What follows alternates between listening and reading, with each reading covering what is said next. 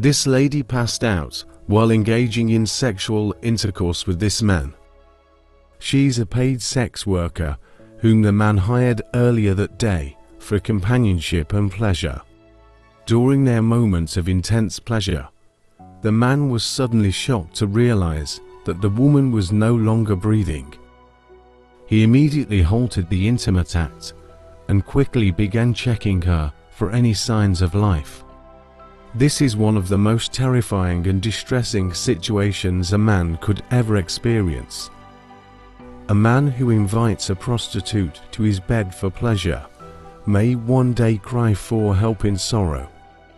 This man's pursuit of pleasure has now become a nightmare for him. He quickly runs out of the room to call for help. Low blood pressure or dehydration is among the various reasons someone might faint during intercourse. The man's friend is in the living room, working on his laptop, when the man rushes in to meet him.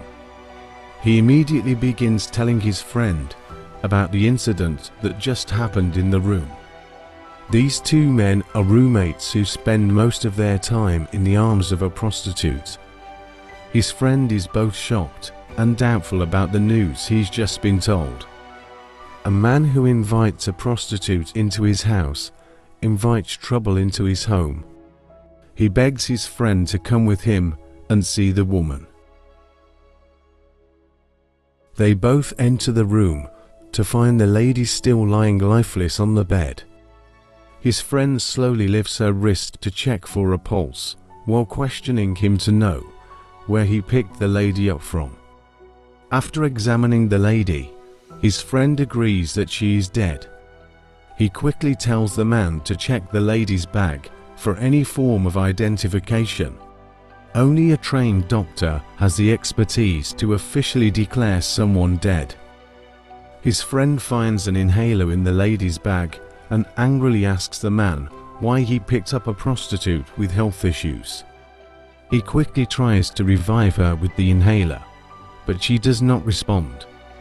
These men are left with two choices: report to the police or take matters into their own hands. The man's friend asks if anyone saw him enter the house with the lady, and he says no. He asks his friend to come meet him in the sitting room and leaves. Strength isn't proven in easy days, but in the hardest battles. His friend walks into the sitting room, devastated by what he just witnessed in the room. His anger is directed at his roommate for bringing a prostitute with health issues. His roommate insists he can't be blamed for the woman's sudden death, claiming there was no way to know her health condition before selecting her. Taking a prostitute home is like testing a used parachute. You only find out if it's bad when it's too late. He firmly warns his friend to get a grip so they can both figure out a way out of the mess he dragged them into. The man is stunned when he realizes his friend wants them to find a way out instead of reporting the incident to the police. He tells him that reporting the case will only get him thrown in jail, with no one willing to hear his side of the story. He tells him that he has a solution, but it requires him to swear an oath of secrecy and silence as a guarantee before walking away. A true friend remains by your side, no matter the mess you find yourself in. This man's daily pursuit of pleasure in a woman's arms has unexpectedly placed a heavy burden of pressure on him. His friend walks in with a cloth and quickly urges him to follow him to the room. When decisions are made too quickly, their consequences are often slow to be realized. His friend's plan is to wrap up the body and dump it in the streets, believing that no one will care about the life of a common prostitute. Never make the mistake of judging someone's life as insignificant, believing they don't matter to society. Every life has significance, no matter what they do for a living or where they come from.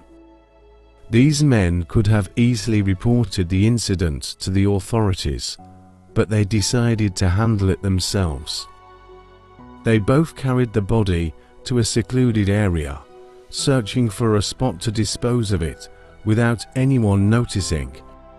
Your circle of friends has a direct influence on the choices you make in life. Choose friends who reflect your values. They both drop the body on the floor, and the man immediately warns his friend not to tell anyone, then forces him to leave. He looks around to ensure no one saw them, then walks away. They both return to the house, engaged in a heated argument about the woman's body they just disposed of. His friend is still uneasy with the idea of disposing of the woman's body, clearly shaken by the decision. He knows reporting the case to the police is the right thing to do, but he's terrified of being arrested. His friend wants to force him to accept that they made the best decision and insists he should be grateful for his help. The man expresses his regret over the decision they made and walks out on his friend. When survival demands burying a body, a man must question what he has become.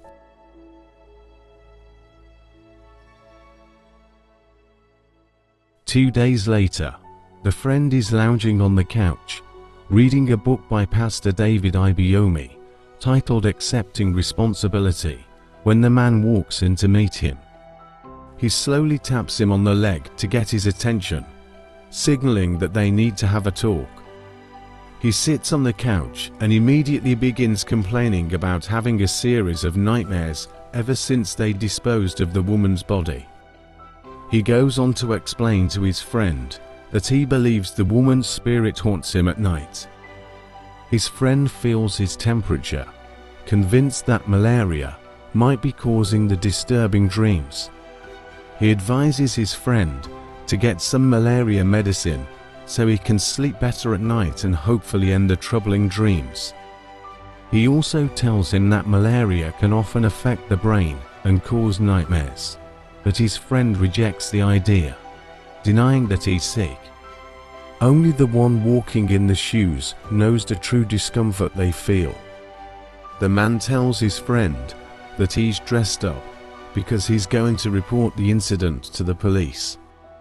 His friend is shocked to hear this and quickly warns him not to go through with the plan.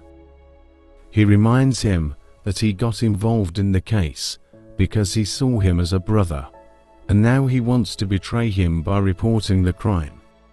The man remains persistent, insisting that he needs to report the crime. He stands up to leave, but his friend immediately pulls him back onto the couch. He continues to try to change his mind about reporting the case, but the man remains firm in his decision to go ahead. His friend knows that reporting the case to the police will get him arrested as an accomplice in the crime. He suddenly starts acting like he's okay with the idea of reporting to the police and asks for a handshake from him. A man who buried a body just to stay alive has no intention of losing that life easily. He suggests to the man that he wants to come along to the police station with him, since they were both involved in burying the body. He immediately asks him to excuse him for a few minutes so he can freshen up before they both leave for the police station. He stands up and leaves, while the man patiently waits for him on the couch. This man made the right decision at the wrong time, unable to read the room and recognize that his friend's sudden approval should be questioned. His friend slowly walks in behind him with a sack bag and swiftly pulls it over his head, tightening it to strangle him. A man who feels threatened will always strike first to secure his survival. This man just committed a crime known as murder. He's also guilty of aiding and abetting a crime by helping to bury the woman's body. This is a lesson to everyone. No matter how well a crime is hidden, guilt haunts the guilty. The wrong company can lead to destruction. people will go to extreme lengths to protect themselves. Thank you for watching this video. Please share this video and comment where you are watching from.